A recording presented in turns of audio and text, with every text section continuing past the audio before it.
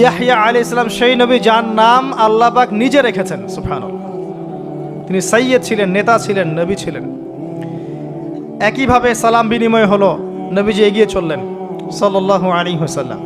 তৃতীয় আকাশে তিনি দেখলেন আরেকজন নবী, তাকে বলা হলো তিনি হচ্ছেন ইউসুফ আলাইহিস সালাম, যাকে পুরো পৃথিবীর অর্ধেক সৌন্দর্য দেওয়া হয়েছে। আর আপনারা জানেন সূরা ইউসুফ একটা সূরাই আছে, আর এই সূরা ইউসুফ জুলাইখার প্রেম কাহিনী নয়, বরং এই সূরা হচ্ছে ইউসুফ আলাইহিস সালামের সাথে তার পিতা ইয়াকুব আলাইহিস সালামের প্রেম কাহিনী। ভালো করে পড়ে দেখবেন। কিভাবে বললাম? ছেলের শোকে কাতর হয়ে বাবা কাঁদতে কাঁদতে অন্ধ হয়ে গেছেন। আপনার গার্লফ্রেন্ড কি আপনার জন্য অন্ধ হয়েছে? যখন ইউসুফ আলাইহিস সালাম একটা রুমাল পাঠালেন, মনে আছে, তার বাবার চোখে দেওয়ার জন্যে, দূর থেকে যোজন যোজন দূর থেকে তার পিতা বলছেন আমি ইউসুফের গন্ধ পাচ্ছি।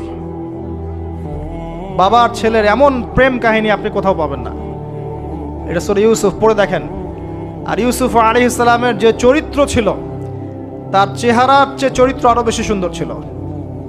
তাকে জেনার অফার করা হচ্ছে, তিনি বলছেন আল্লাহকে আমি ভয় করি। আর যুবকদেরকে আমরা বলতে চাই যে যদি আপনি জেনা থেকে দূরে থাকতে পারেন, যদি শুধু জেনা থেকে দূরে থাকতে পারেন, আল্লাহ পাক আপনার যে কোনো দোয়া কবুল করবে ইনশাআল্লাহ। নিশ্চিত মৌতের হাত থেকে আল্লাহ আপনাকে বাঁচাতে পারেন যদি আপনি জেনা ছাড়তে পারেন। জেনা মানে শুধু ফিজিক্যাল রিলেশন নয়, জেনা মানে রাতের বেলা জেগে কথা বলাও, অনলাইনে চ্যাটিং করাও, আপনার বান্ধবীর সাথে কফি খাওয়াও, সব কিছুই জেনার অন্তর্ভুক্ত। এগুলো ছাড়তে পারলে আল্লাহ পাক আপনার দোয়া কবুল করবেন। ওইভাবে যে তিনজন ব্যক্তি গুহায় আটকা পড়েছিল, মনে আছে? গুহার মুখের মধ্যে একটা পাথর এসে গেল, সবাই বলছে আজকে আর বাঁচার বুদ্ধি নাই, নিজের আমল দিয়ে আল্লাহর কাছে বাঁচতে চাও। তার মধ্যে একজন বলছে, একজন তাকে পেতে চাইতাম, সে রাজি হয়ে গিয়েছিল 100 স্বর্ণ মুদ্রার বিনিময়ে। আমি বসেছি এই খারাপ কাজ করতে তার রানের মাঝখানে, সে ওই সময় বলেছে তুমি আল্লাহকে ভয় করো। আমি মুদ্রাও দিয়ে দিয়েছি, ওখান থেকে আমি জেনা না করে চলে আসছি। আল্লাহ এই কাজ যদি তোমার পছন্দ হয়ে থাকে, আজকে এই মৃত্যুর হাত থেকে আমাকে বাঁচাও। ওই পাথর সরে গেল। এটা দলিল দিলাম, জেনা ছাড়তে পারলে আপনার দোয়া, যে কোনো দোয়া আল্লাহ কবুল করবে ইনশাআল্লাহ। শুধু তাই নয়, আরশে আজিম আল্লাহ পাকের সবচেয়ে বড় সৃষ্টি, এর নিচে আল্লাহ পাক 7 শ্রেণীর মানুষকে ছায়া দিবেন। তার মধ্যে এক শ্রেণী হচ্ছে সেই যুবক যাকে কোনো সুন্দরী নারী আহ্বান করেছে খারাপ কাজ করার জন্য, উচ্চ বংশের, সে বলেছে আমি আল্লাহকে ভয় করি। পারবেন ইউসুফের মতো হতে? আল্লাহ পাক তৌফিক ইনায়াত করুন, আমিন। আপনি জেনা থেকে দূরে থাকেন, আল্লাহ পাক আপনার ঘরে খাদিজা রাদিয়াল্লাহু আনহার মতো মেয়ে দিবে ইনশাআল্লাহ। আপনি 10টা ঘাটের পানি খেয়ে আসবেন, দেখবেন এমন বউ আল্লাহ কপালে জুটাইছে, সে মাশাআল্লাহ 20 ঘাটের পানি খাওয়া। হ্যাঁ, কিফাউন কিরাম, আল্লাহ পাক একদম দুনিয়াতে ইকুয়ালি ডিল করেন, ইকুয়ালি ডিল করেন। আল্লাহ পাক আপনাদের প্রত্যেকের পারিবারিক জীবনটা সুখী করুন, দোয়া করি, আমিন। ইউসুফ আলাইহিস সালাম তারপরে এগিয়ে চললেন, আর প্রত্যেক আকাশেই মারহাবা মুসাফা হচ্ছে এবং সালাম হচ্ছে। চতুর্থ আকাশে নবী সাল্লাল্লাহু আলাইহি ওয়াসাল্লাম দেখছেন ইদ্রিস আলাইহিস সালাম। ইদ্রিস আলাইহিস সালামের কথা সূরা মারিয়ামের মধ্যেও আছে, পড়ে দেখবেন। সালাম বিনিময় হলো, নবীজি এগিয়ে চললেন। পঞ্চম আকাশে তিনি দেখছেন হারুন আলাইহিস সালাম। কার ভাই? মূসা আলাইহিস সালামের ভাই। তিনি কিন্তু মূসা আলাইহিস সালামের সাথে ফেরাউনের সামনে গিয়ে দাওয়াত দিয়েছেন, মনে আছে? আরেকটা কথা বলি, কোরআনে দাড়ির দলিল আছে? দাড়ি বলবে নাই। কোরআনে কোথায় দাড়ির দলিল আছে বলেন তো দেখি, কে বলতে পারবেন? কঠিন প্রশ্ন। 500 টাকা পুরস্কার দেব আমার পক্ষ থেকে, জান। যদিও 500 কোনো টাকাই না, টাকার মান দিন দিন কমছে। কোন সূরায় দাড়ির কথা আছে কে বলতে পারবেন? আলেম ওলামা বাদ, তারা তো পারবেন। আমরা সিভিলিয়ানদের জিজ্ঞাসা করছি, সাধারণ জনগণকে। কে পারবেন বলেন? কোন সূরায় দাড়ির কথা আছে? দাড়ি কোরআনে একটা জায়গায় দাড়ির কথা আছে, কে বলতে পারবেন? দেখছেন, আল কোরআনের আলো ঘরে ঘরে যা আলো, তাই না? স্লোগান দিয়ে কাজ হবে না ভাই, প্রত্যেক ঘরে ঘরে কোরআনওয়ালা মানুষ তৈরি করতে হবে, তারপরে আলো অটোমেটিক ঘরে ঘরে জ্বলবে ইনশাআল্লাহ। আচ্ছা যাক, আমার টাকা বেঁচে গেল। সূরা তহায় আছে। কোথায় আছে? সূরা তহার মধ্যে আছে। একটা জায়গায় দাড়ির কথা আছে, সেটা হচ্ছে হারুন আলাইহিস সালামের দাড়ি। কার দাড়ি? হারুন আলাইহিস সালামের দাড়ি। মুসা আলাইহিস সালাম ফেরাউন থেকে এই যে দলবল নিয়ে পার হওয়ার পরে, বনু ইসরায়েলকে নিয়ে পার হওয়ার পরে আল্লাহ পাক তাকে 40 দিন ডেকেছেন তুর পাহাড়, মনে আছে? তুর পাহাড়ে তিনি গেছেন। এই ফাঁকে বনু ইসরায়েল শিরক করা শুরু করেছে, এই যে বাছুর পূজা শুরু করেছে, মনে আছে? পড়েন নাই কখনো? বাছুর পূজা শুরু করেছে। মুসা আলাইহিস সালাম তাওরাত নিয়ে আসছেন, এসে দেখছেন যে কওমের এই অবস্থা। তিনি রাগে তাওরাত ছুঁড়ে মারলেন। তিনি প্রচণ্ড ব্যক্তিত্ব সম্পন্ন মানুষ ছিলেন, গায়রতওয়ালা। রাগে তাওরাত ছুঁড়ে মারলেন এবং এসে এই যে হারুন আলাইহিস সালাম যাকে রেখে গিয়েছিলেন যে কওমকে দেখাশোনা করবে, তার দাড়ি চিপে ধরলেন। তুমি থাকতে এরা এই অবস্থায় গেল কিভাবে? এক হাতে দাড়ি, এক হাতে চুল চেপে ধর, তুমি থাকতে এই অবস্থা হইল কিভাবে? সূরা তহা পড়ে দেখেন। তখন হারুন আলাইহিস সালাম বলছেন যে হে আমার ভাই, আমার দাড়ি আর চুল ধরো না, এই একটা জায়গায় আছে। তার মানে দাড়ি পাওয়া যাচ্ছে কোরআনে। কিছু মানুষ তো এখন বলে কোরআন মানি, হাদিস মানি না, তাই না? ওই অজুহাত দিয়ে এখন দাড়ি রাখে না, বলে কোরআনে তো দাড়ির কথা নাই, রাখবো কেন? সুবহানাল্লাহ। আপনারাও কি এটা বিশ্বাস করেন যে আমরা শুধু কোরআন মানবো, হাদিস মানবো না? স্পষ্ট কুফরি, স্পষ্ট কুফরি। কোরআন এবং হাদিস একসাথে মিলেই শরিয়া। শুধু কোরআন মানি, হাদিস মানি না, এটা বলতে গিয়ে সে বোঝাচ্ছে সে আসলে কোরআনও মানে না। কোরআনে আল্লাহ বলেছেন ওয়ামা আতাকুমুর রাসূল ফাখুযুহ, রাসূল যা দিয়েছেন নিয়ে নাও। ওয়ামা নাহাকুম আনহু ফানতাহু, যা থেকে নিষেধ করেছেন দূরে থাকো। তাহলে সুন্নাহ না মানলে আপনি কিভাবে কোরআন মানবেন? কথা কি বুঝতে পারছেন? আসেন, হারুন আলাইহিস সালাম সালাম বিনিময় হলো, চললেন। তারপরে ষষ্ঠ আসমানে গিয়ে দেখলেন মুসা আলাইহিস সালাম, সেই যে ব্যক্তি। সালাম বিনিময় হলো, চলে যাচ্ছেন, আর মুসা আলাইহিস সালাম কাঁদছেন, কান্না করছেন। জিজ্ঞাসা করা হলো কেন কান্না করছেন? তিনি বললেন আমার পরে একজন যুবক নবী হবে যার উম্মত আমার চেয়ে বেশি জান্নাতে যাবে, এটা চিন্তা করে আমি কান্না করছি। তিনি হচ্ছেন মুহাম্মদুর রাসূলুল্লাহ সাল্লাল্লাহু আলাইহি ওয়াসাল্লাম। তারপরে গিয়ে চললেন সপ্তম আসমান। সেখানে সপ্তম আসমান মানে 7 নম্বর মহাবিশ্ব। সেখানে গিয়ে দেখলেন যে বাইতুল মামুর নামে একটা জায়গা আছে, ঠিক কাবা ঘরের একদম এক্স্যাক্টলি উপরে, একদম সোজা উপরে বাইতুল মামুর নামে একটা জায়গা আছে। এটা হচ্ছে ফেরেশতাদের ইবাদতের জায়গা, তারা সেখানে তাওয়াফ করেন। প্রতিদিন 70,000 ফেরেশতা, প্রতি মুহূর্তে 70,000 ফেরেশতা এখানে তাওয়াফ করে। এবং যার একবার তাওয়াফের সুযোগ হয়েছে সে আর কখনো সুযোগ পাবে না, শেষ। আল্লাহ পাকের ফেরেশতাদের সংখ্যা চিন্তা করেন তাহলে। এবার সেখানকার দেয়ালে হেলান দিয়ে আছেন ইব্রাহিম আলাইহিস সালাম, তার চেহারা একদম মুহাম্মদ সাল্লাল্লাহু আলাইহি ওয়াসাল্লামের মতো। এবং অনেক ছোট ছোট বাচ্চা তার সামনে খেলা করছে। ওই যে বাচ্চা কোরবানির কথা মনে আছে? যেসব মুমিন মুসলিমদের ছোট ছোট বাচ্চা কাচ্চারা নাবালক অবস্থায় মারা যায় না, তাদের আত্মাগুলো সেখানে চলে যায়, তারা সেখানে খেলা করতে থাকে। যারা পিতা পায়নি, যখন পিতার কথা মনে হয় খেলতে খেলতে, তখন তারা ইব্রাহিম আলাইহিস সালামের কাছে দৌড় দেয়। মায়ের কথা মনে হলে তার স্ত্রীর কাছে দৌড় দেয়। আমাদের যাদের সন্তান 2-1 মারা গেছে, এটা আমাদের পরকালে অ্যাসেট, পরকালের সম্পত্তি। কিয়ামতের মাঠে ওই ছেলে ওই মেয়ে আপনার হাত ধরবে, আঙ্গুল ধরে ফেলে বলবে আল্লাহ আমার বাবাকে মাফ করে দাও, না হলে আমি জান্নাতে যাব না। তাই বেশি বেশি বাচ্চা কাচ্চা নিতে হয় সামর্থ্য অনুযায়ী, আর সামর্থ্য আল্লাহ দিবেন। যখন আপনি 4-5টা এরকম করে বাচ্চা কাচ্চা নিবেন, 2-1টা বাচ্চা মারা যেতে পারে, এগুলো আপনার পরকালের সম্পত্তি। এখন তো আমাদের জেনারেশনকে রেস্ট্রিক্টেড করার জন্যে 2টো সন্তানের বেশি নয়, 1টি হলে ভালো হয়। সুবহানাল্লাহ। মুসলিমদেরকে চতুর্দিক থেকে চাপে ফেলা, চতুর্দিক থেকে গলা চিপে ধরা আর কি। জনশক্তিতে রূপান্তরিত হলে কোনো সমস্যা আছে? চাইনিজদের জনসংখ্যা কত? চায়নার জনসংখ্যা কত? ম্যাক্সিমাম জনগণকে তারা জনশক্তিতে রূপান্তরিত করেছে। এই আপনার পশ্চিমারায় ন্যাটো ম্যাটো যত কিছু আছে, চায়নার এগেনস্টে কথা বলুক দেখি কত বড় সাহস।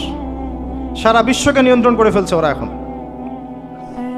কই তারা তো আর তারা যখন দেখেছে যে আমাদের আর প্রয়োজন নাই, তখন তারা একটা লস দিয়েছে ওদের কান্ট্রিতে। এটা মুসলিমদের জন্য প্রযোজ্য নয়। যাই হোক, সন্তান সন্ততি ওখানে গিয়ে মারা গেলে আপনার অ্যাসেট। এরপরে আসেন যারা ইচ্ছা করে সন্তান হত্যা করছে, গর্ভের সন্তান যখন জানছে যে এটা মেয়ে তখন তাকে ফেলে দিচ্ছে।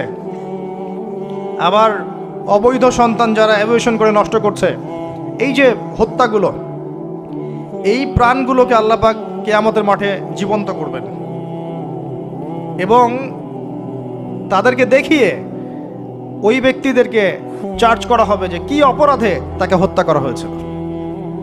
সতর্ক হয়ে যান। আল্লাহ পাক এটাও বলেছেন, দারিদ্র্যের ভয়ে সন্তানকে হত্যা করো না, রিজিক আল্লাহ দিবেন ইনশাআল্লাহ। এই সমুদ্রের কোটি কোটি মাছকে আল্লাহ পাক খাওয়াতে পারলে আপনাকে আমাকেও খাওয়াতে পারবে ইনশাআল্লাহ, যদি না আমরা আমাদের রিজিকটা সংকুচিত করে ফেলি। মানুষের রিজিক কেড়ে খাচ্ছে সুদের মধ্য দিয়ে। মানুষের রিজিক কেড়ে খাচ্ছে সুদের মধ্য দিয়ে, অন্য কোনো বিষয় নাই, সুদ, রিবা। আসেন, সপ্তম আসমানে এই অবস্থা। এরপরে নবী সাল্লাল্লাহু আলাইহি সাল্লামকে আরো সামনে নিয়ে যাওয়া হলো। এই জায়গার নাম সিদরাতুল মুনতাহা। কি নাম? সর্বশেষ জায়গা, যেখানে জিবরাইল আলাইহিস সালামও এর উপরে আর যেতে পারেন না। যদিও বা জিবরাইল আলাইহিস সালাম ফেরেশতাদের সর্দার, তিনিও যেতে পারেন না। তারপরে আরেকটা জগৎ আছে, ওই জগৎ থেকে আদেশ এই সিদরাতুল মুনতাহা পর্যন্ত আসে, এখান থেকে কালেক্ট করে নিচে নামানো হয়। আবার এখান থেকে কোনো আদেশ বা কোনো আদেশ না, এখান থেকে কোনো ফলাফল মুনতাহা পর্যন্ত নিয়ে যাওয়া হয়, সেখান থেকে উপরে তুলে নেওয়া হয়। ওটা একটা বর্ডার, কথা বুঝতে পারছেন? এটা একটা বর্ডার, নো ম্যানস ল্যান্ড। এই জায়গায় গিয়ে জিবরাইল আলাইহিস সালাম নিজের আকৃতিতে আসলেন। 600টা পাখা। কতগুলো পাখা? 600 পাখা। নবী সাল্লাল্লাহু আলাইহি সাল্লাম একটু বিব্রত বোধ করছিলেন, তিনি আবার আগের রূপে ফিরে আসলেন। এই জায়গায় বাহন চেঞ্জ করা হলো। এখানে নবী সাল্লাল্লাহু আলাইহি সাল্লাম বলেছেন, আমি সিদরাতুল মুনতাহায় এমন কিছু রং দেখেছি, এত অপরূপ সৌন্দর্য দেখেছি, যেটা কোনো মানুষের পক্ষে ভাষায় প্রকাশ করা সম্ভব না। এটা শেষ সীমানা এবং এটা একটা বড়াই গাছের মতো দেখতে। সরি, বড়ই গাছ, বড়াই গাছ না, আসলে বড়ই গাছের, কুল গাছের মতো দেখতে। এরপর আরেকটা বাহন আনা হলো, এটা বাহন চেঞ্জ করা হলো। এবার তিনি আরো ঊর্ধ্বে উঠে যাচ্ছেন, উঠছেন। একটা পর্যায়ে ওই জগতে যে ফেরেশতারা আছেন যারা আল্লাহ পাকের আদেশ লিখছেন, ওই আদেশগুলো লিখার যে কলমের খসখস শব্দ, এটা নবীজি শুনতে পারলেন। সুবহানাল্লাহ। নূরের পর্দার কাছাকাছি তাকে নিয়ে যাওয়া হলো, একদম আল্লাহ পাকের কাছাকাছি, আরশে আজিমের কাছাকাছি। এখানে আল্লাহ রাব্বুল আলামিন সরাসরি তার সাথে কথা বললেন, যা ওহী করার তা করলেন এবং স্পেশালি 3টা গিফট বা হাদিয়া দিলেন। কয়টা? 1 নাম্বার 50 ওয়াক্ত নামাজ। কত ওয়াক্ত? 2 নাম্বার সূরা বাকারার শেষের 3 আয়াত, সূরা বাকারার শেষের 3 আয়াত। আর 3 নাম্বার হচ্ছে একটা ঘোষণা, হে নবী মুহাম্মদ সাল্লাল্লাহু আলাইহি ওয়াসাল্লাম, তোমার উম্মতের কোনো ব্যক্তি যদি আমার সাথে শিরক না করে মারা যায়, আমি তাকে জান্নাতে দিয়ে দিব ইনশাআল্লাহ। আজকে এই মেরাজুন নবী নিয়ে অনেক আলোচনা হবে, কিন্তু আলোচনা হওয়ার পরে আমরা যদি এই নামাজের পাবন্দ না হতে পারি, সূরা বাকারার শিক্ষা নিতে না পারি, বা শেষের আয়াত মুখস্থ করতে না পারি, শিরক ছাড়তে না পারি, আদতে আলোচনার কোনো ফায়দা নেই। কথা বুঝতে পারছেন? এখানকার 3টা মৌলিক হাদিয়া তিনি নিয়ে আসছেন। এবার নিচে নামছেন, ওই যে 6ষ্ঠ আসমানে অপেক্ষা করছেন কে? মুসা আলাইহিস সালাম। কোথায় যাচ্ছেন? এই কি হলো আল্লাহর সাথে কথাবার্তা, এই হয়েছে। কি দিয়েছে আপনাকে? 50 ওয়াক্ত নামাজ। বলেন কি 50 ওয়াক্ত নামাজ? আমার উম্মতে 2 ওয়াক্ত নামাজ ছিল, পড়তে পারে নাই। পারবেন আপনার উম্মত, আপনি ফিরে যান, নামাজ কমিয়ে নিয়ে আসেন। লজ্জাবোধ করলেন নবী সাল্লাল্লাহু আলাইহি সাল্লাম, তাও ফিরে গেলেন। 50 থেকে 45, 45 থেকে 40, 40 থেকে 35, করতে করতে করতে করতে 5। এবারও মুসা আলাইহিস সালাম বলছেন ফিরে যান, পারবেন আপনার উম্মত। মুসা আলাইহিস সালাম কত দূরদর্শী ছিলেন দেখেন, পারে উম্মত? ম্যাক্সিমামই তো পারে না। কথা ঠিক আছে না? ম্যাক্সিমাম উম্মতি কিন্তু পারছে না 5 ওয়াক্ত নামাজ পড়তে। তো মুসা আলাইহিস সালামের দূরদর্শিতা ঠিকই ছিল, পারবে না আপনার উম্মত। তিনি লজ্জাবোধ করলেন। আল্লাহ পাক বললেন, তোমার উম্মতের জন্য 5 ওয়াক্তই ফিক্স করলাম, কিন্তু যদি 5 ওয়াক্ত তারা ঠিকঠাক মতো আদায় করে 50-এর নেকি দিয়ে দিব ইনশাআল্লাহ। এবং আরেকটা ঘোষণা দিলেন, সেটা হচ্ছে যে তোমার উম্মতের যে কোনো ভালো কাজকে 10 দিয়ে গুণ করে দেয়া হবে। একটা নেকির কাজ করবেন 10 গুণ বৃদ্ধি করা হবে, কিন্তু একটা গুনাহ করলে 10 দিয়ে গুণ করা হবে না, একই থেকে যাবে। এবং আপনার উম্মতের কোনো ব্যক্তি যদি কবিরা গুনাহ ছেড়ে দেয়, কবিরা গুনাহ তো বোঝেন, বড় বড় গুনাহ ছেড়ে দেয়, তার সমস্ত সগীরা গুনাহ মাফ করে দেওয়া হবে। আর কি চাই? এবার নবী সাল্লাল্লাহু আলাইহি ওয়াসাল্লাম ফিরে আসছেন। এবার শোনেন আমাদের শিক্ষা। ফিরে আসছেন, আসার আগে তাকে জান্নাত জাহান্নাম দেখানো হয়েছে। নবী সাল্লাল্লাহু আলাইহি ওয়াসাল্লাম যে বিষয়গুলো দেখেছেন, এর মধ্যে যেগুলো হাদিসে এসেছে আমি খুব সংক্ষিপ্ত আকারে বলছি, এবং এখান থেকে আমাদের শিক্ষা নেবেন। মনে রাখবেন, এখন যেগুলো বলছে এগুলো এই উম্মতের জন্য খাস, আমাদের উম্মতে মুহাম্মাদের জন্য খাস। তিনি আসছেন, বারজাখের জগতি হোক আর জাহান্নামের শাস্তি হোক। একজন ফেরেশতাকে দেখলেন, তার মুখে হাসি নাই। কি নাই? জিবরাইল আলাইহিস সালামের সাথে কথোপকথন হচ্ছে, তিনি নবীজিকে সালাম দিলেন, সালামের উত্তর দেওয়া হলো, কিন্তু মুখে হাসি নাই। বাকি সবাই তার সাথে হাসি মুখে সাক্ষাৎ করেছেন, এই ফেরেশতা বাদ দিয়ে। তিনি জিজ্ঞাসা করছেন, জিবরিল আলাইহিস সালাম, তার মুখে হাসি নাই কেন? তাকে বলা হলো, এই ফেরেশতার নাম হচ্ছে মালিক। কি নাম? সূরা যুখরুফের মধ্যে আছে, তার নাম হচ্ছে মালিক। আল্লাহ পাক তাকে জাহান্নামের প্রহরী বানিয়েছেন, জাহান্নামের চিফ অফ কমান্ড মালিক। যখন থেকে আল্লাহ পাক তাকে এই দায়িত্ব দিয়েছেন, তার মুখের হাসি উঠে গেছে। আল্লাহর কাছে পারমিশন চাওয়া হচ্ছে, জাহান্নাম দেখতে চাই। আল্লাহ পাক দেখার পারমিশন দিলেন। নবী সাল্লাল্লাহু আলাইহি ওয়াসাল্লাম দেখে বললেন, সেখানকার বেশিরভাগ অধিবাসী হচ্ছে নারী জাতি, এবং তিনি বললেন জাহান্নামে যাবে উদ্ধত এবং অহংকারীরা। জান্নাত দেখতে চাই, দেখানো হলো। জান্নাতের ডিটেলস বর্ণনা নবীজি দিলেন ফিরে এসে। এমনকি উমর রাদিয়াল্লাহু আনহুর একটা রুম, একটা কক্ষ, একটা গোরফাও দেখে এসেছেন। ঢুকতে চেয়েছেন, ঢোকেন নাই। পরে বলেছেন, ওমর, আমি তোমার ব্যক্তিত্বের কথা চিন্তা করে সেখানে ঢুকিনি, দেখেছি জান্নাতে তোমার ঘর আছে। একটা আওয়াজ শুনেছেন, মিষ্টি কণ্ঠস্বর। কিসের কণ্ঠস্বর? মিষ্টি কণ্ঠস্বর। তাকে বলা হচ্ছে, এই কণ্ঠস্বর হচ্ছে বেলাল রাদিয়াল্লাহু আনহুর আজানের কণ্ঠস্বর। খরম, খরম জুতা আছে না, খরম, এর খটখট আওয়াজ শুনেছেন। নবীজি জিজ্ঞাসা করছেন, কার? বলা হচ্ছে এটা বেলাল রাদিয়াল্লাহু আনহুর। বেলাল রাদিয়াল্লাহু আনহুকে বলা হলো, আপনি কি এমন আমল করেন? হে বেলাল, তুমি কি এমন আমল করো যার কারণে এই মর্তবা হচ্ছে? যখনই জান্নাতে যাই আমাকে দেখানো হয়, দেখি তুমি, তোমার পায়ের পদধ্বনি সামনে সামনে আছে। তখন বললেন, ইয়া রাসূলুল্লাহ, আমি তো আসলে এক্সট্রাঅর্ডিনারি কোনো আমল করি না, কিন্তু আপনারা যা করেন তাই করি। কিন্তু যখনই আমি ওযু করি, আমার ওযু ছুটে গেলে আমি ওযু করি, আর ওযু করেই আমি 2 রাকাত নফল সালাত পড়ি, তাহিয়াতুল ওযু, এতটুকু কাজ করি। নবীজি বলেন, এটাই সেই কাজ যার কারণে তোমাকে জান্নাতের এই মর্তবা দেওয়া হয়েছে। নবীজি আসছেন, দেখানো হচ্ছে। এবার শোনেন, দেখানো হচ্ছে একদল মানুষ যাদের আঙ্গুলগুলো লম্বা লম্বা, তামার তামার লম্বা নখর। নখর বোঝেন? নখর। গাল এভাবে হ্যাঁচড়াচ্ছে, গাল, নিজের গাল নিজে হাসড়াচ্ছে, এবং নিজের দেহ থেকে গোশত তুলে ফেলছে, ভক্ষণ করছে। নবীজি জিজ্ঞাসা করলেন সাল্লাল্লাহু আলাইহি সাল্লাম, এরা কারা? কি কারণে এদের শাস্তি হচ্ছে? তাকে বলা হলো, এরা আপনার উম্মতের সেই সব ব্যক্তি যারা সবসময় গীবত আর সমালোচনায় ব্যস্ত থাকত। শিক্ষা নিয়ে নেন, আমার মনে হয় না আমার কিছু বলার প্রয়োজন আছে। এরা আপনার উম্মতের সেই সব ব্যক্তি যারা আপোষে গীবত, অপবাদ এবং সমালোচনায় ব্যস্ত থাকতো। তার মানে এই উম্মতের একটা বড় সমস্যা হবে গীবত। এটা কিন্তু দেখে এসেছেন নবীজি, ফিউচার, তাই না? এটা বারজাখের শাস্তি চলছে, এটা অন্য একটা জগৎ যেটাকে আপনি এখানকার সময় স্থানকাল দিয়ে ব্যাখ্যা করতে পারবেন না। এটা টাইম ট্রাভেলিংয়ের মতো। নবীজি আসছেন সাল্লাল্লাহু আলাইহি ওয়াসাল্লাম, দেখছেন listen to me very carefully.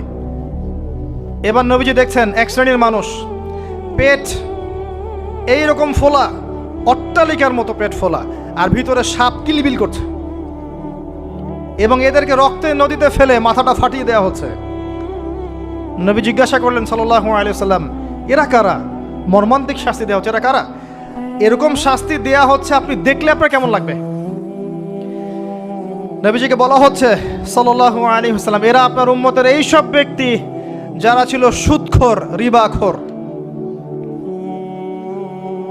মানে এই উম্মতের অন্যতম বড় সমস্যা হবে রিবা, যেটা আমি বলেছি, প্রতিটা সেক্টরে রিবা। সবচেয়ে নিম্ন পাপ নিজের মায়ের সাথে জেনা করা, সবচেয়ে উচ্চ পাপ আল্লাহ এবং তার রাসূলের সাথে যুদ্ধ করা, এটা হলো সুদ। এবং এর বাস্তবতা হচ্ছে এই, ধনী দিন দিন ধনী হবে, গরিব দিন দিন গরিব হবে, এটা বাস্তবতা। রক্ত চুষে খাওয়া হয়, এই কারণে রক্তের নদীতে ফেলা হয়েছে। এবং সাপ খেয়েছে তারা, সাপ খেয়ে পেট ফুলিয়ে ফেলেছে। আমার মনে হয় না ব্যাখ্যা করার প্রয়োজন আছে। আর একটা হাদিস আগেই বলেছি, যে দেয়, যে নেয়, যে সাক্ষী থাকে, যে লিখে রাখে, সবাইকে সমানভাবে লানত করেছেন নবী সাল্লাল্লাহু আলাইহি ওয়াসাল্লাম। নবীর লানত নিয়ে হাউজে কাউসারের পানি কোশ্চিন কালো পাবেন না, কবরের উত্তর দিতে পারবেন না। এমনকি এই নবী সাল্লাল্লাহু আলাইহি ওয়াসাল্লামের সুপারিশ আপনার কপালে নাও জুটতে পারে, সতর্ক হয়ে যান। না খেয়ে থাকেন, সুদ খায়েন না। না খেতে খেতে না খেয়ে মারা যান, তাও সুদ খায়েন না। আর যদি আপনি আল্লাহর জন্য ছাড়তে পারেন, আল্লাহর জন্য ছেড়ে দেন, আল্লাহ পাক আপনাকে বেহিসাব রিজিক দেবে ইনশাআল্লাহ। যাররা পরিমাণ সন্দেহ করবেন না যে আল্লাহ কি দিবেন না দিবেন না, আল্লাহ পাক অবশ্যই দিবেন ইনশাআল্লাহ। ওয়া মান ইয়াতাওয়াক্কাল আলাল্লাহ ফাহুয়া হাসবুহ, যে আল্লাহর উপর তাওয়াক্কুল করে আল্লাহ পাক একাই তার জন্য যথেষ্ট। আল্লাহ পাক যথেষ্ট। ওয়া ইয়ারযুকু মান ইয়াশা বিগাইরি হিসাব, আল্লাহ পাক বেহিসাব রিজিক দেন যাকে চান। মিন হাইসু লা ইয়াহতাসিব, এমন উৎস থেকে রিজিক দিবেন যে সে কল্পনা করে নাই। ছেড়ে দেন।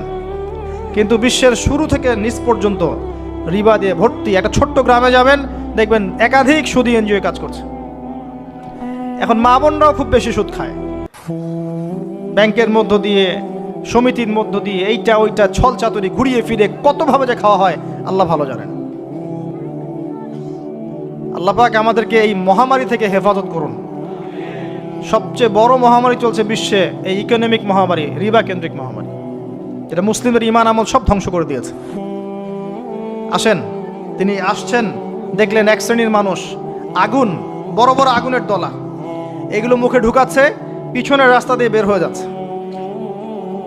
নাউযুবিল্লাহ পড়ি আমরা। জিজ্ঞেস করা হচ্ছে কারা এরা, মর্মান্তিক শাস্তি হচ্ছে। নবী সাল্লাল্লাহু আলাইহি ওয়াসাল্লামকে বলা হলো, এরা আপনার উম্মতের সেই সব ব্যক্তি, listen to me very carefully, এরা আপনার উম্মতের সেই সব ব্যক্তি যারা ইয়েতিমদের মাল আত্মসাৎ করে খেত।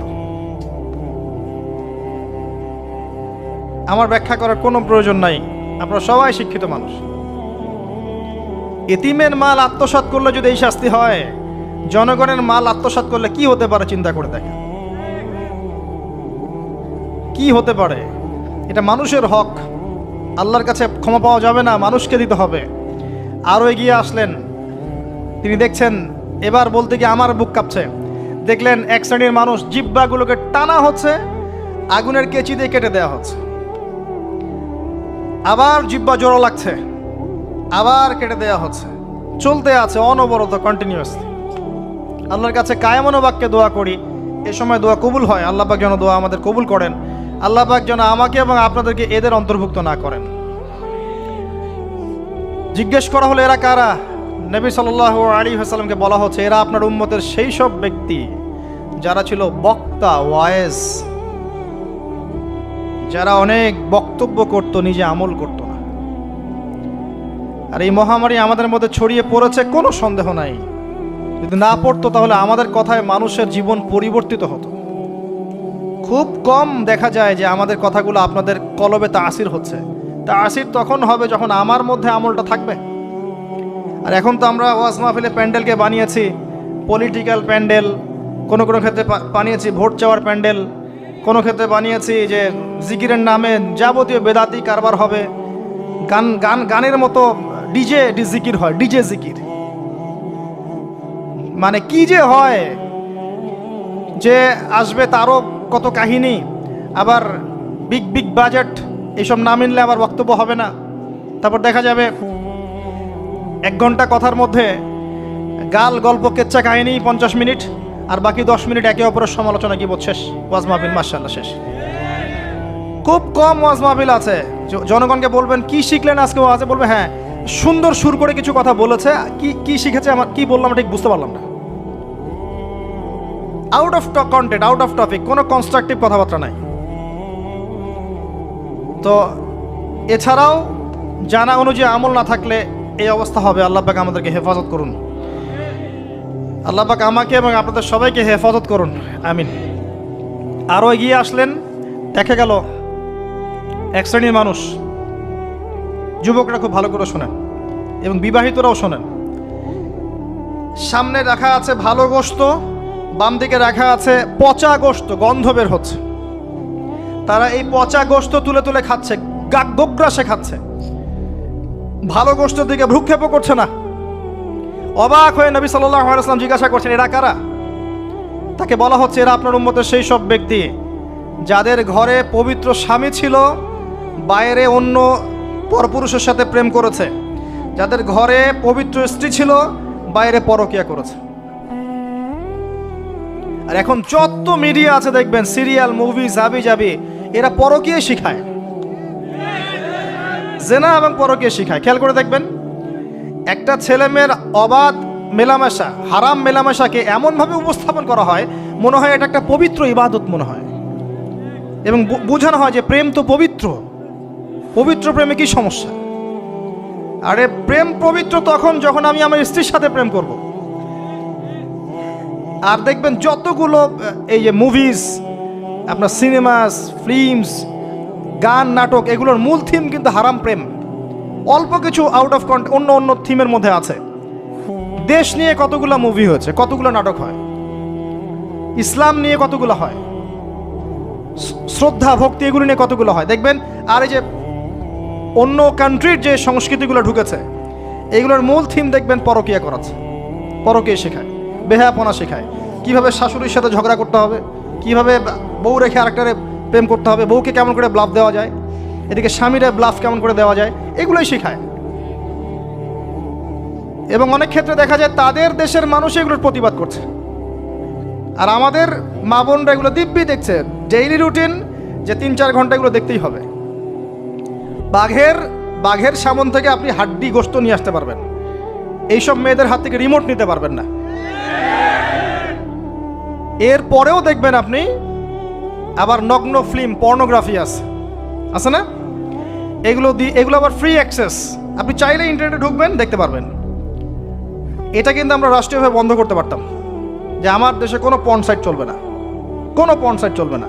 পর্নোগ্রাফি একমাত্র কারণ, সমস্ত কারণের সবচেয়ে বড় কারণ, বাকি কারণগুলো আছে, সবচেয়ে বড় কারণ, এর কারণে ধর্ষণ বাড়বে। যত বেশি পর্নোগ্রাফি প্রচলন ঘটবে তত বেশি ধর্ষণ বাড়বে, কারণ পর্ন দেখতে দেখতে মানুষের ভিতরটাকে পশু বানিয়ে ফেলা হয়, এবং এই পশু সুযোগ পেলেই একটা মেয়েকে ধর্ষণ করবে। হ্যাঁ, এর ভিতর থেকে বাইরে মনে হচ্ছে কোটটাই স্যুট পরে আছি, জুব্বা ডুব্বা পরে আছি, ভিতরটা পশু বানিয়ে ফেলা হয়। এবং দেখবেন ফাঁক পেলে মেয়েকে ধর্ষণ করবে, ফাঁক পেলে বাচ্চাকে ধর্ষণ করবে, প্রাইভেট পড়াতে গিয়ে ছাত্রীকে ধর্ষণ করবে, চাকরি ক্ষেত্রে মেয়েকে ধর্ষণ করবে। দেখবেন এই কাজগুলো হবে, সুযোগ পেলেই ধর্ষণ করবে, কারণ ইন্টারনালি সে বিস্ট হয়ে গেছে, জানোয়ার। কিভাবে হয়েছে? ওই পর্ন দেখতে দেখতে। যারা এটাতে এডিক্টেড, তখন মনে হয় যে জগৎটা মনে হয় এমনই, একটা মেয়ের দিকে সে আর শ্রদ্ধা, সম্মান, ভালোবাসার দৃষ্টিতে দেখতে পারবে না। মেয়ের দিকে তাকালেই মনে হবে গোশতের টুকরা, খালি ভক্ষণ করতে হবে। হ্যাঁ, মাইন্ডসেটটা চেঞ্জ করে দিবে আপনার। মানে আমি আপনাকে বলি, পবিত্র ভালোবাসাটাকে যৌনতা দিয়ে ট্রান্সফার করা হয়েছে এই বিশ্বে। ভালোবাসা একটা ডিভাইন জিনিস, আল্লাহর পক্ষ থেকে আসে, ডিভাইন একটা জিনিস, অলৌকিক। মানে যখনই আপনি দেখবেন কাবিন হবে এবং আপনি কালিমা পড়ানো হচ্ছে, আপনি বলছেন কবুল, ইমিডিয়েটলি আপনি ফিল করবেন অপরিচিত একটা মেয়ে, আপনি যাকে দেখেন নাই, বাবা মা বিয়ে ঠিক করেছে, আল্লাহর পক্ষ থেকে ডিভাইন একটা ভালোবাসা চলে আসবে, মায়া, একটা মহব্বত, রহমত। এটা তারা ফিল করতে পারবে যারা পর্ন অ্যাডিক্টেড নয়। যারা পর্ন অ্যাডিক্টেড দেখবেন ওই স্ত্রীকে তার ভালো লাগবে না, তার মনে হবে এর চেয়ে ওই মেয়েটা সুন্দর, তার চেয়ে ওই মেয়েটা সুন্দর, তার চেয়ে ওই মেয়েটা সুন্দর, কারণ তার মাথাটা এরকম বিক্ষিপ্ত, পাশবিক। এবং ম্যারিড লাইফেও সে দেখবেন স্ত্রীকে স্যাটিসফাই করতে পারবে না, নিজের উপর জুলুম করতে করতে নিজের সব যৌন ক্ষমতাও নষ্ট করে ফেলবে। আর একাধিক বিয়ে তো অনেক দূরের কথা, একটাই তার কাছে অনেক ভারী মনে হবে। পরে এসব ট্রিটমেন্ট করে কোনো লাভ হবে না। আল্লাহর দেওয়া সম্পদ নষ্ট করলে ট্রিটমেন্ট দিয়ে আসলে কোনো কাজ হয় না। তো আমি যেটা বলতে চাচ্ছিলাম, এই পর্নোগ্রাফি দিয়েই ধর্ষণ বাড়ছে। এটাকে বন্ধ না করতে পারলে আপনি পারবেন না। এর উপরেও আছে আবার ফাঁকফোকর, আইনের ফাঁকফোকর। ধর্ষক সবার বিচার হবে, এটা মেনে নিয়ে দুষ্কর। এখন অনেকেই বেরিয়ে যায়, অনেকেই ফাঁকফোকর পেয়ে যায়। তো সব মিলিয়ে এতে করে সামাজিক কাঠামো নষ্ট হচ্ছে। এর উপর ফ্রি মিক্সিং আছে, অবাধ মেলামেশা আছে, আমরা উস্কাচ্ছি এগুলোকে, কাছে আসার গল্প। আস্তে আস্তে দেখবেন কাঠামোটা আরও কলাপস করে যাবে দিন দিন। এর ফলে কি হবে আমি বলে দিই, শোনেন, আমার উপর রাগ করে না। দিন দিন কি হবে আমি এটাও বলে দিচ্ছি। যত ডে যাবে দেখবেন এর চেয়ে বেশি সমকামিতা বাড়বে। এগুলোর ফলাফল, এর খিজির আলাইহিস সালামের মতো চোখ দিয়ে দেখেন, এরগুলোর ফলাফল পরে আসবে এমন একটা সময় যে মেয়েদেরকে ধর্ষণ, এর সাথে সমকামিতা। কারণ মানুষ মেয়েদের উপর থেকে দেখবেন আগ্রহ কমে যাবে, এবং সমকামিতা যে বাড়বে, হাদিসে এসেছে যে এই উম্মতের উপর আমি ভয় করি এই উম্মতের মধ্যে সমকামিতা ছড়িয়ে পড়বে। আল্লাহর রাসূল বলেছেন আরও বাড়বে চাইল্ড অ্যাবিউজিং, বাচ্চাদেরকে রেপ করা হবে বেশি বেশি বিকজ অফ এই পর্নোগ্রাফি। যতদিন যাবে দেখবেন যারা মেয়ে সন্তানের বাবা খুবই সতর্ক, সাবধান।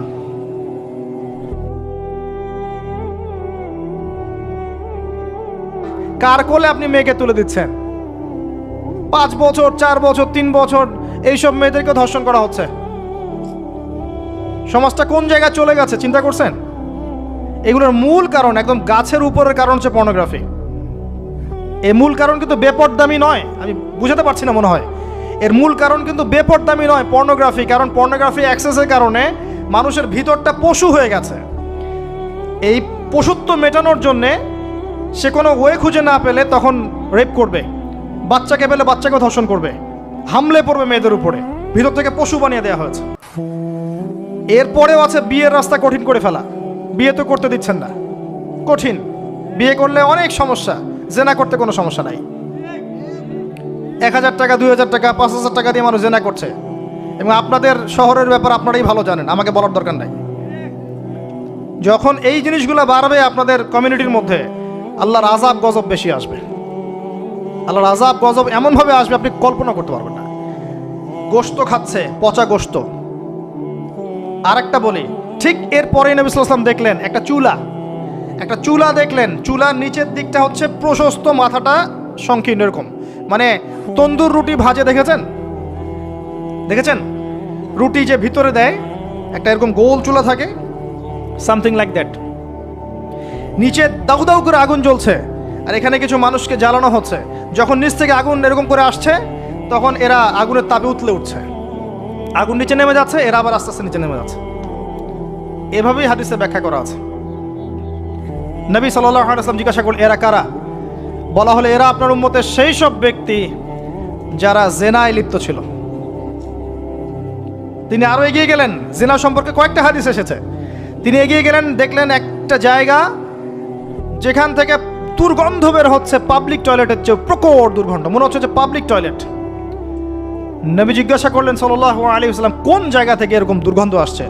তিনি বলেন, এটা হচ্ছে জেনাকার, এবং জেনাকারীদেরকে আযাব দেওয়া হচ্ছে, ওদের রক্ত মাংসের পুজের গন্ধ এগুলা। দেখলেন এক শ্রেণীর মানুষকে একটা শরবত খাওয়ানো হচ্ছে। শরবত জাহান্নামীদের রক্ত মাংস পুজের নির্মিত। তার নাম হচ্ছে তিনাতে খাবাল। কি নাম?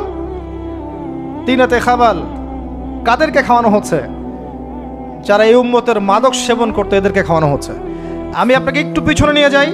আলোচনা শুরু করেছিলাম যেখান থেকে, ওই যে মৌলিক সমস্যাগুলো যেটা বলেছিলাম এই উম্মতের মধ্যে এখনো আছে, এটাই সেই পাপগুলোর শাস্তি যেটা কিয়ামত পর্যন্ত উম্মতের মধ্যে থাকবে। মাদক, পর্নোগ্রাফি, এই যে আপনার বিহায়াপনা, জেনা, সুদ, এগুলো এখনকার মৌলিক সমস্যা। এগুলোই হবে এই উম্মার বড় বড় সমস্যা, যার কারণে উম্মতের বেশিরভাগ মানুষকে ওখানে আযাব দেওয়া হচ্ছে। আল্লাহ পাক আমাদেরকে হেফাজত করুন। এরপর এভাবে তিনি আরও কিছু শাস্তি দেখেছেন, দেখে আসার পথে জাহান্নামের যে বর্ণনা দিয়েছেন যে বেশিরভাগ মানুষ সেখানে হচ্ছে জাহান্নামে নারী জাতি। কি কারণে তারা বেশিরভাগ জাহান্নামে যাবে? লানত করার কারণে, অভিশাপ দেওয়ার কারণে, স্বামীর অকৃতজ্ঞ হওয়ার কারণে। সারা জীবন স্বামী করে যাবে, একদিন ঝগড়া লাগলে বলবে সারা জীবন তোমার কাছে কোনো ভালো ব্যবহার পেলাম না। আরেকটা হচ্ছে এমন কিছু তাদের সাথে হবে, লিসেন টু মি, এমন কিছু তাদের সাথে হবে এই উম্মতের ক্ষেত্রে, যার কারণে মেয়েরা ওদের সতীত্ব, তাদের পর্দা, ঈমান, আমল ধরে রাখতে পারবে না। আপনাকে এখন খুঁজতে হবে সেটা কি, যে এই উম্মতের মেয়েদের ক্ষেত্রে স্পেশালি হয়েছে, যার ফলে মেয়েরা আর ঘরে থাকতে পারে নাই, পর্দায় থাকতে পারে নাই, সতীত্ব রক্ষা করতে পারে নাই, নামাজ কালাম ঈমান আকীদার আর ঠিক ঠিকানা নাই। কি সেটা, যেটা আজকে থেকে 100, 200, 500 বছর আগে হয়তো বা ছিল না? সেটার নাম হচ্ছে ফ্যামিনিস্ট রেভলিউশন। এই সম্পর্কে পড়েন ভালো করে। এই কারণেই মেয়েদেরকে আপনি ঘরে রাখতে পারবেন না। আপনাকে বলে রাখি, দাজ্জালের শেষ ফলোয়ার, দাজ্জালের লাস্ট ফলোয়ার হবে এক শ্রেণীর নারী, যাদেরকে আপনি ঘরে রাখতে পারবেন না। নবী যেটাও বলেছেন, এই উম্মতের বহু নারী জাহান্নামের ঘ্রাণও পাবে না, জান্নাতের ঘ্রাণও পাবে না। যদিও জান্নাতের ঘ্রাণ বহু দূর থেকে পাওয়া যায়। যারা এই উম্মতের মেয়েদের মধ্যে এমন কাপড় পরবে যেই কাপড় পরেও তারা নগ্ন থাকে, ব্যাখ্যা কোনো প্রয়োজন নাই, যারা পুরুষের পোশাক পরবে। এবং আসার পথে তিনি একটা সুঘ্রাণ পেলেন, অত্যন্ত সুন্দর ঘ্রাণ। তিনি জিজ্ঞাসা করলেন এই ঘ্রাণ কোথা থেকে আসছে? নবী সাল্লাল্লাহু আলাইহি ওয়াসাল্লামকে বলা হলো এটা হচ্ছে সেই ঘ্রাণ, ফেরাউনের মেয়ের চুল আঁচড়ে দিত একজন দাসী, যাকে আপনারা অনেকে আসিয়া বলে থাকে। সেই দাসীর হাত থেকে একদিন চিরুনিটা পড়ে যায়, সে চিরুনিটা বিসমিল্লাহ বলে ওঠায়। ফেরাউনের মেয়ে শুনে ফেলে, বিসমিল্লাহ আবার কি? আমার বাবা ছাড়াও তোমার কোন ইলাহ আছে? সে বলে, হ্যাঁ আমার আল্লাহ একজন ইলাহ আছে, সে আমার ইলাহ, তোমার বাবারও ইলাহ। ফেরাউন এটা শুনে ফেলে। তেল গরম, কড়াই গরম করে তেল সেখানে ফুটানো হয়, এখানে তাকে নিক্ষেপ করে হত্যা করা হয়। আসিয়া মৃত্যুর আগে সে আল্লাহর কাছে দোয়া করেছিল, আল্লাহ আমার জন্যে তোমার জান্নাত, তোমার পাশে একটা জান্নাত, একটা ঘর নির্মাণ করো, আর ফেরাউনের এই আযাব থেকে আমাকে হেফাজত করো, বাঁচাও। আল্লাহ পাক ফেরাউনের দাসী আসিয়ার জন্য জান্নাতে ঘর নির্মাণ করেছেন। সেই ঘর থেকে ঘ্রাণ আসছে। নবী সাল্লাল্লাহু আলাইহি ওয়াসাল্লাম ফিরে আসলেন, এসে এই পুরো ঘটনা ব্যাখ্যা করলেন। কাফেররা কথা বিশ্বাস করলো না। এমনকি অনেকে তখন যারা বিশ্বাস করেছিল তারাও বলতে লাগলো যেটা আবার কি ধরনের কথা, এক রাতের মধ্যে এগুলো হতে পারে? অনেকে ঈমান হারাও হয়ে গেল। আবু বকর সিদ্দিক রাদিয়াল্লাহু আনহু এই সময় সিদ্দিক উপাধি পেয়েছেন। এছাড়া মেরাজের রাতে আরও অনেক ঘটনা ঘটেছে, যেগুলো টাইম টু টাইম নবী সাল্লাল্লাহু আলাইহি ওয়াসাল্লাম বর্ণনা করেছেন, ব্যাখ্যা করেছেন পরবর্তীতে গিয়ে। এখানে আমাদের কিছু শিক্ষা আছে। আমরা শেষ করার আগে শিক্ষাগুলো নিয়ে কথা বলছি। 1 নাম্বার, আল্লাহ পাক 3টা হাদিয়া দিয়েছেন। প্রথম হাদিয়া সালাত সংক্রান্ত। আমরা আজকে এই মেরাজুন নবীর আলোচনায় সবাই পাক্কা নিয়াত করি 5 ওয়াক্ত নামাজ জীবনে বাদ দিব না ইনশাআল্লাহ। মেরাজুন নবীর আলোচনা সার্থক হবে যদি আমরা এর শিক্ষাগুলোকে বাস্তবায়ন করতে পারি। 1 নাম্বারই সালাত। নবী সাল্লাল্লাহু আলাইহি ওয়াসাল্লাম ইন্তেকাল করার আগেই বলেছেন, আস-সালাত আস-সালাত ওয়া মা মালাকাত আইমানুকুম। 2 নাম্বার সূরা বাকারার শেষের আয়াত, রাতের বেলা যে ব্যক্তি পড়ে ঘুমাবে, লিল্লাহি মা ফিস সামাওয়াতি ওয়া মা ফিল আরদ, এখান থেকে ফানসুরনা আলাল কওমিল কাফিরিন পর্যন্ত সারা রাত ইবাদতের নেকি পাবে ইনশাআল্লাহ। এর মধ্য দিয়ে একটা বিষয় বোঝানো হয়েছে, সেটা হলো এই 3 আয়াত পড়তে গেলে তো আপনাকে কোরআন পড়া জানতে হবে নাকি? অতএব কোরআন পড়া শেখেন, নিয়মিত কোরআন তেলাওয়াত করেন, আল্লাহ পাক তৌফিক দান করুন। সালাত এবং কোরআন। 3 নাম্বার, শিরক মুক্ত আমল, শিরক মুক্ত তাওহীদ। এই উম্মতের যে ব্যক্তি শিরকে লিপ্ত হবে না, ইনশাআল্লাহ জান্নাতে যাবে। আপনি কিতাবুত তাওহীদ বইটা কিনেন, এখানে সমস্ত শিরকের লিস্ট দেয়া আছে, কোন কোন কাজ শিরক। আমরা মুসলিমরা আল্লাহ ছাড়া অন্যকে সেজদা করি। এখন আমরা মুসলিমরা আল্লাহ ছাড়া অন্য কারো নামে নজর করি, অন্য কারো নামে মানত করি, অন্য কারো জন্য কুরবানি করছি। আমরা বিশ্বাস করি যে কবরে গেলে সন্তান পাওয়া যাবে। আমরা এখন অনেকে বিশ্বাস করি হাতের বালা আংটি আমার রোগ ভালো করবে। আমরা বিশ্বাস করি। আমরা অনেকেই আল্লাহর হালালকে হারাম করেছি, হারামকে হালাল করেছি। অনেকেই বলছে আল্লাহ বলতে কিছু নাই, সব বিগ ব্যাং থেকে সৃষ্টি হয়েছে। অনেকেই বলছে যে তাকদির বলতে কিছু নাই, মানুষ যা করবে তাই। প্রচুর শিরকে আমরা লিপ্ত আছি।